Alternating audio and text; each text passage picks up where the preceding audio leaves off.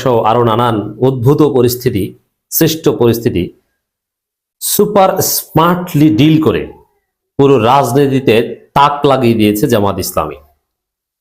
দর্শক, জামাতের অতীতের রাজনীতি বা অতীতের ফেট যদি দেখেন, কিছু ঘটলেই জামাত জামাত, আসলে জামাত কিচ্ছু না ওখানে। যেমন সেই রামুর বৌদ্ধ মন্দিরে হামলা থেকে শুরু করে বাংলাদেশে যত সাম্প্রদায়িক হামলা, সাম্প্রদায়িক সহিংসতার ঘটনা ঘটেছে, বিনা বিচারে জামাতকে দায়ী করে জামাতকে জেল খাটিয়েছে, শিবিরকে জেল খাটিয়েছে। একটা পর্যায়ে এসে আওয়ামী লীগের আমলেই প্রমাণিত হয়েছে যে না, এগুলোর সাথে জামাতের কোনো সম্পৃক্ততা নেই। বাংলাদেশে কোনো সাম্প্রদায়িক হামলার সাথে জামাতের সম্পৃক্ততা কখনো মেলেনি, কিন্তু জামাতকে ভিলেন বানানো হয়েছে। অ্যাটলিস্ট প্রথম দিকে দৃশ্যপটে প্রথম আলো জামাতকে ভিলেন বানিয়েছে মিথ্যার উপর ভিত্তি করে, ডেইলি স্টার বানিয়েছে মিথ্যার উপর ভিত্তি করে, পুলিশ বানিয়েছে, সরকার বানিয়েছে, কিন্তু ফাইনালি টিকে নেই। কিন্তু ক্ষতি যা হওয়ার সেটা তো হয়ে গেছে, কারণ মানুষের দৃষ্টি শেষ পর্যন্ত ফাইন্ডিংসে কি আসলো, বিচারের রায় কি হলো, ওদিকে থাকে না। প্রথম দিকে কাদের বিরুদ্ধে পত্রিকায় রিপোর্ট হয়েছে, কারা ধরা পড়েছে, কে গ্রেপ্তার হয়েছে, ওইটি পলিটিক্যাল ফ্যাক্ট।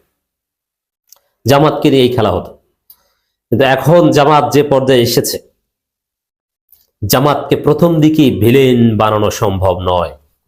প্রথম আলো, ডেইলি স্টার কেউ ষড়যন্ত্র করে জামাতকে কোনো ফাঁদে ফেলতে পারবে না, জামাতকে বিতর্কিত করতে পারবে না, পারেনি।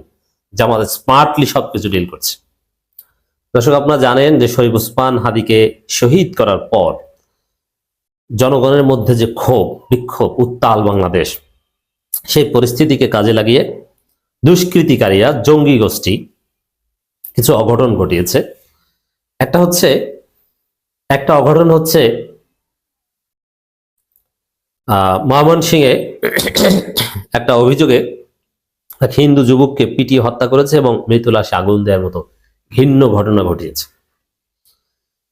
এটা জাহিলিয়াত, আইয়ামে জাহিলিয়াতের বর্বরতা। এবং প্রথম আলো, ডেইলি স্টারে আগুন থেকে শুরু করে আরো বিভিন্ন স্থাপনায় আগুন দেওয়া হয়েছে। এখন এই কাজগুলো যদি আওয়ামী লীগ আমলে হতো, চোখ বুঝে জামাতকে দায়ী করা হতো। যদিও বিএনপির ছাত্রীরা, যদিও বিএনপির কাজের এখন কোনো দাম নেই, ওরা তো ছাত্রীর ঘরে ছাত্রী, ওর 14 গোষ্ঠী ছাত্রী। ওরা ওয়াকারের পদবালক জুলকারনাইন সায়েরের ভুলভাল লেখা ওই ভুল সহ পোস্ট করে দেয় স্থায়ী কমিটি।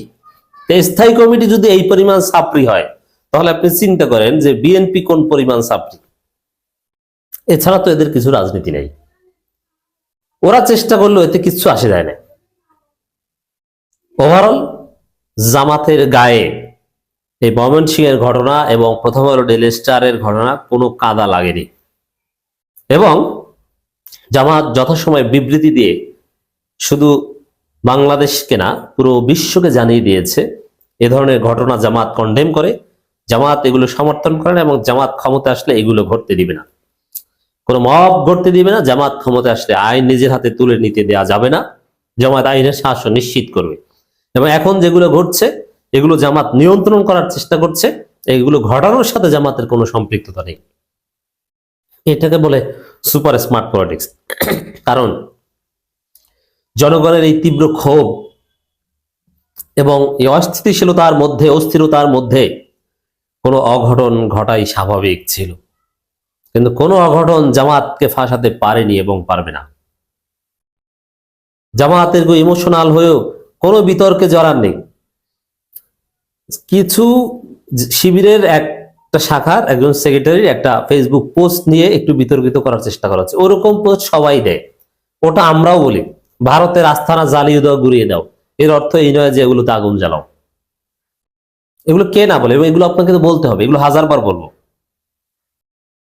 জ্বালিয়ে দাও, গুড়িয়ে দাও, সারখার করে দাও, এর অর্থ এটা রাজনৈতিক স্লোগান, এটা সবাই জানে। আর যারা এই কাজগুলো করেছে মোটামুটি স্পষ্ট হয়েছে, জঙ্গিরা করেছে এবং আওয়ামী সাবোটাজও আছে।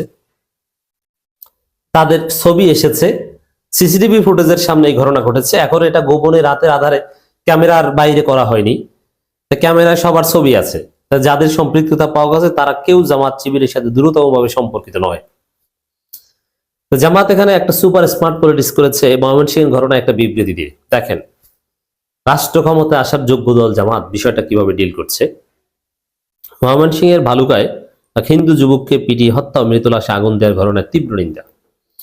ময়মনসিংহের ভালুকা উপজেলায় ধর্ম অবমাননার অভিযোগে এক হিন্দু যুবককে পিটিয়ে হত্যা এবং পরবর্তীতে মৃত লাশে আগুন দেওয়ার ঘটনায় তীব্র নিন্দা জানিয়েছে বাংলাদেশ জামাত ইসলাম সেক্রেটারি জেনারেল সাবেক এমপি মিয়া গোলাম পরোয়ার। তিনি এক বিবৃতি প্রদান করেছেন। কোন সুস্থ মানুষ, ওই যুবক অপরাধ করলেও কোনো মানুষ এইভাবে নৃশংস ঘটনা ঘটাতে পারে না। তাকে পুলিশে দিতে হবে, আইন অনুযায়ী তার বিচার করতে হবে, কিন্তু আইন নিজের হাতে তুলে নেওয়া যায় না। আইন নিজের হাতে তুলে নেওয়া যায় শুধু আওয়ামী লীগ শায়েস্তা করতে, কারণ বিপ্লবের সময়, যুদ্ধের সময় আইন সবার হাতেই তুলে নেওয়া যায়। আর আসলে ধর্ম অবমাননা করেছে কি করে নাই এটা তো প্রমাণ করতে হবে। আমরা এই ঘটনার তীব্র নিন্দা ও প্রতিবাদ জানাই। প্রদত্ত বিবৃতিতে তিনি বলেন, ময়মনসিংহের ভালুকা উপজেলায় ইসলাম ধর্ম অবমাননা এবং আল্লাহ সর্বশ্রেষ্ঠ সর্বশেষ নবী মানবতার বন্ধু হযরত মুহাম্মদ সাল্লাল্লাহু আলাইহি ওয়াসাল্লামকে কটূক্তি করার অভিযোগে দীপু চন্দ্র দাস নামে এক হিন্দু যুবককে পিটিয়ে হত্যা এবং পরবর্তীতে মৃত লাশে আগুন দেওয়ার ঘটনার নিন্দা জানাচ্ছি। তিনি আরো বলেন, এই হত্যাকাণ্ড কোনোভাবেই বাংলাদেশের প্রচলিত আইন দ্বারা সমর্থিত নয়। ইসলাম কখনোই বিচার বহির্ভূত হত্যা, গণপিটুনি কিংবা সহিংসতা অনুমোদন দেয় না। বাংলাদেশের আইনও এটা বেআইনি, ইসলামও এটা হারাম। তাদের যেহেতু জামাত ইসলামী ইসলামী দল এবং বাংলাদেশের আইন মানা দল, জামাত ইসলামের দৃষ্টিভঙ্গির সাথে এই ধরনের ঘটনা কোনো সম্পর্ক নেই। জামাতের কোনো লোক, জামাত যারা করে তারা এতে জড়িত থাকতেই পারে না, কারণ জামাতের আদর্শের পরিবর্তে এ ধরনের কাজ। অভিযোগ থাকলে তার নিষ্পত্তি আদালতের মাধ্যমে হতে হবে, এটি আইনের শাসনের মৌলিক নীতি। এই পরিস্থিতিতে এমনকি সেভেন সিস্টার্স ইস্যুতেও জামাত যে সতর্ক বিবৃতি দিয়েছে যে ক্ষমতায় আসার আগ মুহূর্তে জামাত কোনো ফাঁদে পা দিচ্ছে না, তার প্রমাণ।